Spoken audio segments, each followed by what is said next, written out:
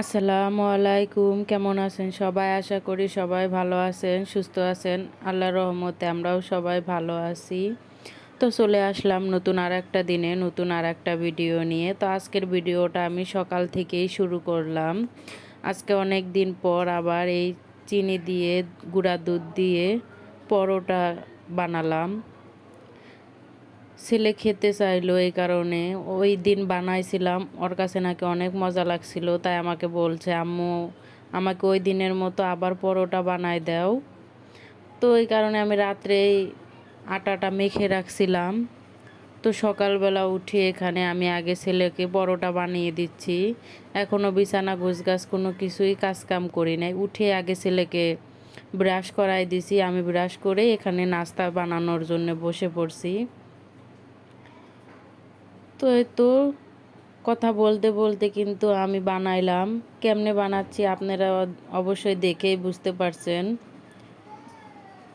তো আমার ভিডিওটা যদি ভালো লাগে প্লিজ একটা লাইক দিতে ভুলবেন না।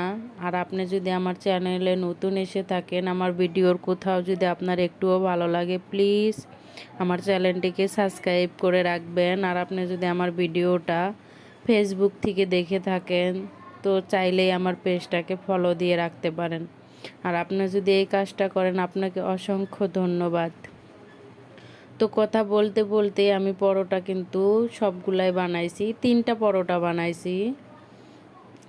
আপনাদের ভাইয়া যেহেতু বাসায় নাস্তা করে না, তো আমার আর ছেলের জন্য নাস্তা বানিয়ে নিচ্ছি। তো আমার নাস্তা বানানো হয়ে গেছে।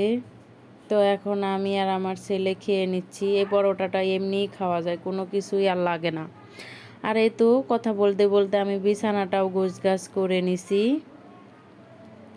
তো বিছানা গোছগাছ করার পরে আমি দেখলাম আমার রান্নাঘরের উপরে যে ডিব্বাগুলা রাখা থাকে এত পরিমাণের ময়লা হয়েছে। তো ভাবলাম বসে না থেকে আগে এই কাজটাই করি। তো এই কারণে এখানে সবগুলা আমি ডিব্বা নামিয়ে নিলাম, নিয়ে আগে ভালোভাবে এগুলো পরিষ্কার করে নিচ্ছি। তো প্লিজ সবাই আমাকে একটু সাপোর্ট করবেন। আমার ভিডিওগুলো যদি আপনাদের কাছে ভালো লাগে প্লিজ লাইক দিয়ে সবাই আমার পাশেই থাকবেন। আপনারা পাশে থাকলেই আমি এগিয়ে যেতে পারবো। আপনারা চাইলেই আমি জীবনে আরও এগিয়ে যেয়ে উন্নত করতে পারবো। প্লিজ সবাই সাপোর্ট করবেন। আর এখানে গমবাদালি পাতার বড়া বানানো হচ্ছে। তো এই বড়াটা দেখতে কালো কিন্তু খেতে অনেক মজা। তো এখন রাত্রের খাবারটা খেয়ে নেব, তার সাথে ভিডিওটাও এখানেই শেষ করব। সবাই ভালো থাকবেন, সুস্থ থাকবেন। দেখা হবে নতুন আর একটা ভিডিওর সাথে। আল্লাহ হাফেজ।